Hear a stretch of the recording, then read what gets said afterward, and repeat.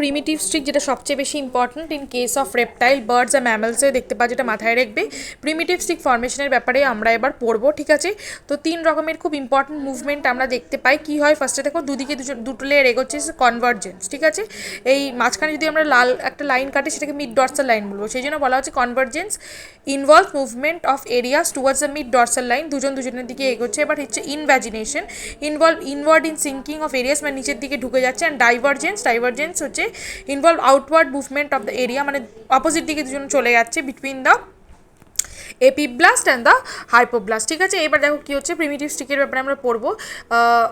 যারা অ্যামনিওট হয়, যেমন এভিয়ান বলো, রেপটাইল বলো বা ম্যামেল বলো, এদের গ্রাসুলেশনের সময় কিন্তু প্রিমিটিভ স্ট্রিক ফর্মেশন আমরা দেখি। তো প্রিমিটিভ স্ট্রিক কোথা থেকে হয়, যে পোস্ট মার্জিনাল যে রিজিয়ন ছিল সেই সেলসগুলো এক জায়গায় এসে অ্যাকুমুলেট হতে শুরু করবে এবং একটা লম্বা রডের মতো জিনিস বানাতে শুরু করবে, ঠিক আছে।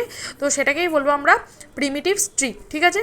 দ্য সারাউন্ডিং সেলস, আশেপাশে যারা সেলস আছে ওই স্ট্রিকটাকে জয়েন করবে, বিকাম গ্লোবিউলার, আস্তে আস্তে গোল হয়, দেন মোটাইল হয়, মানে মুভ করতে পারেন, দ্য ডাইজেস্ট দ্য ইসিএম, তাদের ইসিএমকে ডাইজেস্ট করেই তো মোটাইল হয়ে এক জায়গায় এসে জড়ো হতে হবে, সেই জন্য তারা ইসিএমকে নষ্ট করে। ফাইনালি স্ট্রিক্সগুলো কনভার্জেন্ট হয়, ঠিক আছে। এটা আমরা বললাম কনভার্জেন্স সবার প্রথমে দেখাবে, ঠিক আছে। কনভার্জেন্স করে তবেও স্ট্রিকটা ভালো করে বানাতে পারবে। দোজ সেলস এর ইনিশিয়েটেড স্ট্রিক ফর্মেশন অ্যাপিয়ার, এবার আস্তে আস্তে ওরা পস্টেরিয়ার থেকে, মানে নিচটা পস্টেরিয়ার আর ওপরটা হচ্ছে অ্যান্টেরিয়ার, তো অ্যান্টেরিয়ার দিকে ওরা চলতে থাকবে। Appear to migrate anteriorly, that direct the movement of those epiblast cells into the streaks, এবং পরে যে এপিব্লাস্ট সেলস যে ওপরের লেয়ারটা আছে সেটাকে ওখানেই মানে স্ট্রিককে ডেকে পাঠানো হবে, ঠিক আছে। In the end, the primitive streak will grow up to 70% of the length of the A pellucida. তাহলে A pellucida যতটা, মানে A pellucida হচ্ছে তো তোমার ভেতরের লেয়ারটা, তো ওটার প্রায় 70% অফ দ্য লেংথ অবধি লম্বা হয়ে যাবে তোমার ওই প্রিমিটিভ স্ট্রিকটা, ঠিক আছে। এবার আমরা এখান থেকে বুঝবো, দেখো কী হচ্ছে। ফার্স্টে তো তোমার বাইরে এরিয়া ওপেকা আছে, খুব ভালো। দেখো ভেতরে পুরো গোল হলুদ লেয়ারটা এরিয়া পেলুসিটা, তো অতটা অবধি লম্বা হবে, মানে ওটার 70% মতো লম্বা হবে, ঠিক আছে। তো পস্টেরিয়ার পোর্শনে যে ওই কোলারসিক্যাল সেলসগুলো আছে তারা ওখানে জড়ো হবে, আস্তে আস্তে দেখো লম্বা হচ্ছে। তারপর এপিব্লাস্ট সেলসকে ওখানে ডেকে নিচ্ছে, ন্যাচারাল রেজাল্ট ওরা লম্বা হচ্ছে। এবং কীভাবে লম্বা হচ্ছে, কনভার্জেন্স করে করে কিন্তু ওরা লম্বা হচ্ছে। ফাইনালি ওপরের পোর্শনটা হেনসেন নোড, যেখান থেকে আমার হেড হবে। তাছাড়া আমরা মাঝখানে যে গ্রুভ হচ্ছে সেটাকে আমি বলবো প্রিমিটিভ গ্রুপ। এবার যখন ওই হেনসেন নোটের জায়গাটাকে বড় করে দেখাবে, তখন দেখো বাইরের যে লেয়ারটা হালকা ব্লু সে বানাবে স্কিন, ভেতরের যে ডিপ ব্লু বানাবে নিউরাল একটোডাম, তারপরে পিঙ্ক লেয়ারটা সোমাইটস ও মাসেলস বানাবে, তার বাদিকে যদি দেখো সেটা বানাবে ল্যাটারাল মেসোডাম, আর পিঙ্ক কালারেরটা বানানো হবে হচ্ছে আমার এক্সট্রা এমব্রায়োনিক মেমব্রেন, ঠিক আছে। আর তো এখানে কিছু নেই, জাস্ট এইগুলোকেই বড় করে দেওয়া আছে, যে মানে কোথা থেকে তোমার হেড হচ্ছে, কোথা থেকে ফোরগার্ড, কোথা থেকে নটোকর্ড, এগুলো খুব একটা আসবে না, জাস্ট একটু এটাই মাথায় রাখতে হবে যে কী কোথায় হয়। ওকে, এবার দেখো, as the cells come together to form the primitive streak আর ডিপ্রেশন, একটা ফুটো মতো তৈরি হবে, সেটাকে আমি প্রিমিটিভ গ্রুপ বলবো, যেটা ফর্ম হবে উইদিন দ্য স্ট্রিক, ঠিক আছে। The primitive group serve as opening through which যে মাইগ্রেটিং সেলসগুলো আসছে তারা যেন ওইটা দিয়ে পাস করে ব্লাস্টোসিলে ঢুকে যেতে পারে।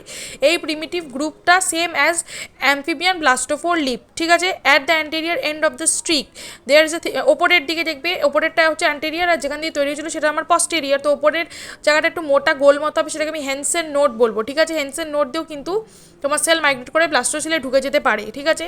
এবার হেনসেন নোট হচ্ছে same as amphibian Spemann organizer বা ওই ব্লাস্টোফোর বটল সেলসের মতোই সেম, ঠিক আছে। The first cell to enter the primitive স্ট্রিকে সবার আগে ঢোকে হচ্ছে তোমার এন্ডোব্লাস্ট সেল মানে হচ্ছে যে নিচের যে তোমার এপিব্লাস্ট নিচে যে হাইপোব্লাস্ট ফাইনালি ফর্ম হয়ে গিয়েছিল, বা সেকেন্ডারি হাইপোব্লাস্ট সেলেরই আরেকটা নাম হচ্ছে এন্ডোব্লাস্ট সেল, তো তারা প্রথমেই প্রিমিটিভ স্ট্রিকে ঢোকে। এবার দেখো যে এন্ডোব্লাস্ট সেলসগুলোর মধ্যে তো তোমার ক্যাড্রিন দিয়ে চিপকে পাশাপাশি সেলসগুলো ছিল, তাহলে ওদের ওই ক্যাড্রিন রিয়াকশনগুলোকে তো মানে বন্ধ করতে হবে, লুজ হতে হবে, তবেই তো গিয়ে ও ইয়েতে আসতে পারবে, মানে প্রিমিটিভ স্ট্রিকের মধ্যে ঢুকতে পারবে। তো সেটাকেই বলা হচ্ছে যে এপিথেলিয়াল থেকে ওরা মেজেনকাইমাল ট্রানজিশন যাচ্ছে, ঠিক আছে।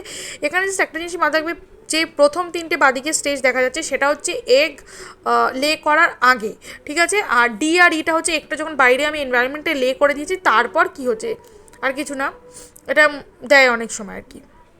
মানে স্টেজ ধরো 13 অবধি মাথায় রাখবে যে একটা হেনের মধ্যে ছিল, আর 13-এর পরে ওটা লে করে দিয়েছে ওরা বাইরে, দেন ফার্দার জিনিসপত্র হয়েছে। তো এখানে বলতে চাইছে when the primitive streak is formed it define, যখন ধরো পুরো প্রিমিটিভ স্ট্রিকটা হয়ে গেল, আমরা বুঝে গেলাম যে ওপরের পোর্শনটা হলো আমার অ্যান্টেরিয়ার আর নিচেরটা হলো আমার পস্টেরিয়ার, তাই বলতে চাইছে যে এটা তোমার অ্যাক্সিসকে ডিফাইন করে দিচ্ছে একটা avian embryo. It stretches from anterior to posterior তারপরে এবার ওরা ইনগ্রেস করবে, ঠিক আছে, ইনগ্রেস করবে। অ্যান্ড ইনগ্রেস করার পরে আমরা ডর্সাল বা ভেন্ট্রাল সাইডটা বুঝতে পারবো, প্লাস লেফট বা right side of the embryo আমরা বুঝতে পারবো। আচ্ছা, এখানে হেনসেন নোড রিলিজ করবো যেটা স্ক্যাটার ফ্যাক্টর। স্ক্যাটার ফ্যাক্টর একটা প্রোটিন, যেটা হচ্ছে আমরা যে বললাম এপিথেলিয়াল থেকে যে মেসেনকাইমাল ট্রানজিশন হচ্ছে তার জন্য হচ্ছে ই ক্যাটেনগুলোকে তো আমার মেরে ফেলতে হবে, তো তাদেরকে ডাউন রেগুলেট করার জন্য ফ্যাক্টরটা আমার দরকার, যাতে ওই তোমার হাইপোপ্লাস্টের সেলসগুলো প্রিমিটিভ স্টিকে আস্তে আস্তে ঢুকতে পারে এবং প্রিমিটিভ স্টিক ফর্মেশনে যাতে ওরা রোল প্লে করতে পারে, সেজন্য নিজেদের তো ওই আঠাগুলোকে ছাড়িয়ে আসতে হবে, তো সেটাকে ইনহিবিট করার জন্য স্ক্যাটার ফ্যাক্টর রিলিজ করে হেনসেন নোড। এইবার হচ্ছে এই জায়গাটা দেখলে ভালো বুঝতে পারবে যে ওপরে দেখো হেনসেন নোড আস্তে আস্তে এগোচ্ছে, এখান থেকে হেড হবে, পরে প্রাইমারি স্টিক, তার ভেতরে থাকবে প্রাইমারি গ্রুভ। ব্লু যে সেলসগুলো সেটা হচ্ছে আমার এপিব্লাস্ট সেলস, ঠিক আছে। তারপরে যে রেড সেলসগুলো সেগুলো হচ্ছে আমার মাইগ্রেটিং মেসোডাম সেলস বা মেসেনকাইম সেলস। আর তোমার এই ব্লু যে লেয়ারটা ছিল নিচে সেটা তো আমার হাইপোব্লাস্ট ছিল, কিন্তু দেখো হাইপোব্লাস্টগুলোকে হাঁটিয়ে হাঁটিয়ে এখানে অরেঞ্জ কিছু সেলস আসছে মাইগ্রেট করে করে, সেগুলো কি, সেগুলো আমার হচ্ছে অ্যাকচুয়ালি এন্ডোডাম সেলস। এখানে কি বলা হয়েছে যে এখানে FGF8 আর FGF4 এর একটা রোল আছে, যেটা আমি পরে বলছি, কিন্তু এখানে যেটা বলা হচ্ছে যে তোমার হাইপোপ্লাস্ট ব্লু সেলসগুলোকে ডিসপ্লেস করে দিচ্ছে আমার অরেঞ্জ কালারের এন্ডোডাম সেলস। এই এন্ডোডাম সেলসগুলো কোথা থেকে আসছে? Deep lateral migrating cells. এই মাঝখানে যে মাইগ্রেটিং সেলসগুলো দেখো কন্টিনিউয়াস আসছে, যে রেড তারা তো তোমার মেসোডাম বানাচ্ছে, কিন্তু যারা অরেঞ্জ হয়ে যাচ্ছে, যারা হাইপোপ্লাস্ট ব্লুগুলোকে হাঁটিয়ে ওই জায়গাটা বসে পড়ছে, তারা আমার ভেতরের ডিপ এন্ডোডার্মাল লেয়ার হচ্ছে, ঠিক আছে। আর এখানে কিছু নেই, এখানে তো জাস্ট বলা হচ্ছে যে কীভাবে তোমার এই মেসোডামটা তৈরি হবে, মানে যখন তোমার পুরো প্রিমিটিভ স্টিকটা তৈরি হয়ে যায় তখন আস্তে আস্তে প্রিমিটিভ স্টিকটা একটু রিগ্রেস করে, ঠিক আছে।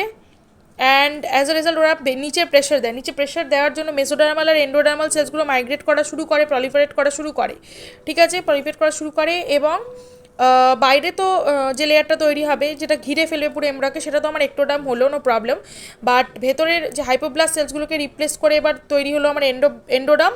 আর মাঝখানে যে সেলসগুলো থাকবে রেড কালারে তারা হলো আমার মেসোডাম। এখানে FGF সিগন্যাল খুব দরকারি, সেটা হচ্ছে যে প্রিমিটিভ স্টিকে FGF8 থাকবে, যে ধাক্কা মারবে মাইগ্রেটিং সেলসগুলোকে, যে যা এবার তোরা মেসোডাম আর এন্ডোডাম বানা, মানে রিপেল করবে, আর সেই সেলগুলো রিপেলড হয়ে নিচের দিকে আসবে এবং নিচের দিকে থাকবে হচ্ছে FGF4, যেটা হচ্ছে মেসোডার্মাল লেয়ার যে জায়গাটা হবে সেই জায়গাটাকে বলা হয় কোরাডা মেসোডাম। তো এই কোরাডা মেসোডাম ওগুলোকে রিলিজ করবে, কাদেরকে? FGF4কে। এবার FGF4টা দাঁড়িয়ে থাকবে, মাইগ্রেটিং সেলসগুলোকে অ্যাট্রাক্ট করবে এবং অ্যাট্রাক্ট করে কিছু সেলস মেসোডাম বানাবে এবং কিছু সেলস এন্ডোডাম বানাবে ব্লু হাইপোপ্লাস্ট লেয়ারটাকে হাঁটিয়ে।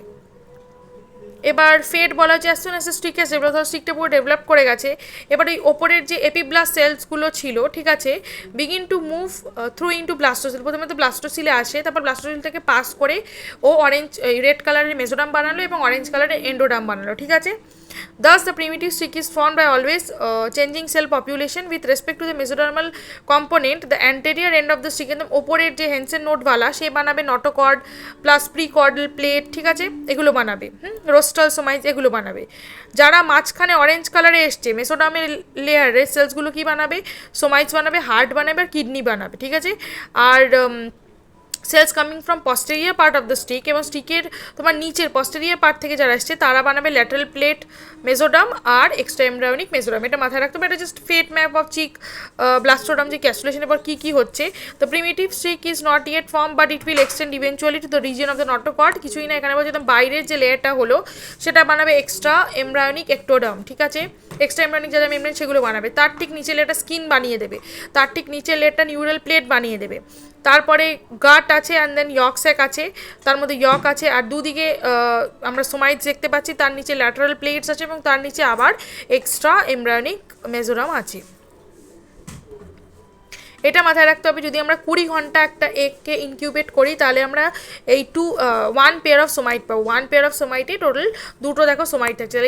এই জিনিসটা হতে 20 ঘন্টা লেগেছে, এটা মাথায় রাখতে হবে। এখান থেকে হয়তো কোনো ম্যাথামেটিক্স বা কিছু দিয়ে দিতে পারে, তো জাস্ট এটা একটা ইনফরমেশন যে 20 আওয়ার্স তুমি যদি একটা এগকে ইনকিউবেট করো তবে গিয়েই আমরা 1 পেয়ার্স অফ সোমাইট পাই, তাছাড়া কিন্তু পাই না, ওকে।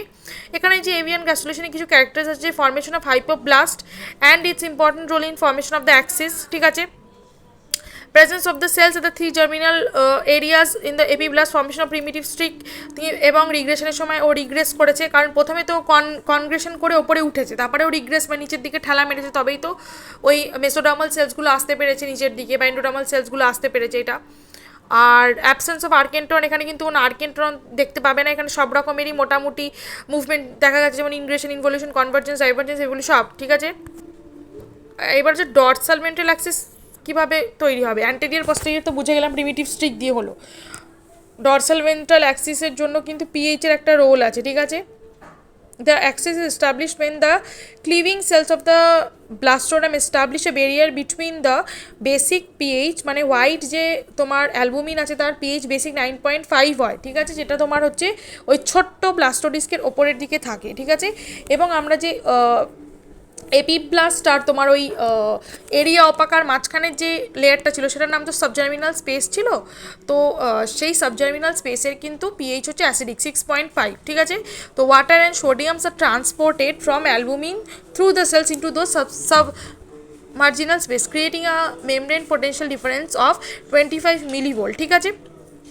তো the side which is facing the negative, যে মানে যে সাইডটা তোমার নেগেটিভ আর বেসিক অ্যালবুমিনকে ফেস করবে সে হয়ে যাবে ডর্সাল সাইড, ভ্যারাস যে পজিটিভ চার্জড এবং অ্যাসিডিক সাবমার্জিনাল স্পেস ফ্লুইডকে ফেস করবে সে হবে আমাদের ভেন্ট্রাল সাইড। এটা হলো আমার ডর্সাল ভেন্ট্রাল। আর অ্যান্টেরিয়র পস্টেরিয়র অ্যাক্সিস কিছুই না, এখানে গ্র্যাভিটির রোল আছে। The establishment of bilaterally symmetrical structure of the egg exhibiting anterior Axis form and initial, প্রথমে তো এগের প্রথমে যখন ব্লাস্টুলা স্টেজ থাকে তখন ওরা রেডিয়াল সাইমেট্রি দেখায়, ঠিক আছে। পরে গ্যাস্ট্রুলেশনের পর যখন পুরো ডিমটা একদম রেডি থাকে তখন তো আমরা মাঝখান দিয়ে কাটলে বাইরেডিয়াল সিমেট্রি দেখায়। তো সেটা কীভাবে ডিটারমাইন্ড হয়, সেটা গ্র্যাভিটির জন্য হয়। তো before the egg is laid, এগটা যখন লেড করার আগে হেনের মধ্যে it rotates in the shell gland, তো ওই ক্যালসিয়াম সেল গ্ল্যান্ডের মধ্যে গোল গোল ঘোরে, ঠিক আছে। এই গোল গোল ঘোরার জন্য this rotation shifts the yolk such that it's light, মানে হেভি মানে তোমার এই ঘোরার জন্য লাইটার কম্পোনেন্টটা ওপর দিকে চলে আসে এবং ভারী ইয়ক কম্পোনেন্টটা নিচের দিকে চলে আসে। তাই জন্য বলা হচ্ছে such that its lighter component end up beneath one side of the blastoderm, মানে একটা সাইডে চলে আসে আর হেভিটা একটা সাইডে চলে আসে। তো this tips up that the part of blastodon which will be the posterior region of the embryo and the part that from where, আচ্ছা ঠিক আছে বুঝে গেছি। তো দেখো তোমার এখানটা বোঝা যাচ্ছে, এই দেখো এই যে হালকা যে লাইট ইয়েলো পার্টটা দেখানো হয়েছে ওপরের সাইডে, সেইটা হয়ে গেল আমার মানে তোমার ইয়কের লাইটার পার্টটা, যেটা হালকা পার্ট। আর ডিপ যে নিচের দিকে ইয়েলো কালার সেটা হলো আমার ইয়কের হেভিয়ার পার্ট। এটা কেন হলো, এটা হচ্ছে তোমার একটা লে করার আগেই যখন হেনের মধ্যে থাকে তখন ওরা রোটেট করে এই ডিফারেন্সিয়েশনটা করে নেয়। যে এই ডিফারেন্সিয়েশনটা হয়ে গেল অমনি তোমার একটা সাইড তোমার পস্টেরিয়ার হয়ে যায়, একটা সাইড অ্যান্টেরিয়ার হয়ে যায়, এবং সেই পস্টেরিয়ার থেকে আমার প্রিমিটিভ স্ট্রিক ফর্মেশনটা কিন্তু টেক প্লেস করে, ঠিক আছে। এইভাবে তাহলে অ্যান্টেরিয়ার পস্টেরিয়ার স্ট্রিক ফর্মেশনটা হয়। নেক্সট এখানে কিছু জিনিস বলা হয়েছে যে কী কী সিগন্যালিং মানে প্রিমিটিভ স্ট্রিকের মধ্যে হয়। তো এখানে জেনারেলি আমরা আগেরটা যেমন দেখেছি WNT পাথওয়ে রোল প্লে করেছে, এখানে কিন্তু নন ক্যানোনিয়াল WNT পাথওয়ে রোল প্লে করবে, অর্থাৎ এখানে কোনো WNT সিগন্যালিং হবে না, সেই জন্য এটাকে বলা হয়েছে নন ক্যানোনিয়াল পাথওয়ে। আর যেখানে WNT সিগন্যালিং রোল প্লে করে সেটাকে বলা হয় ক্যানোনিয়াল পাথওয়ে। তো এইটা আরেকটা নাম হচ্ছে প্ল্যানার সেল পোলারিটি পাথওয়ে, ঠিক আছে। এটা হচ্ছে is responsible for cell polarizing of neighbouring cells along body axis which coordinate morphogenic cell behaviours during the gastrulation, regulate the cytoskeleton that is responsible for shape of the sell.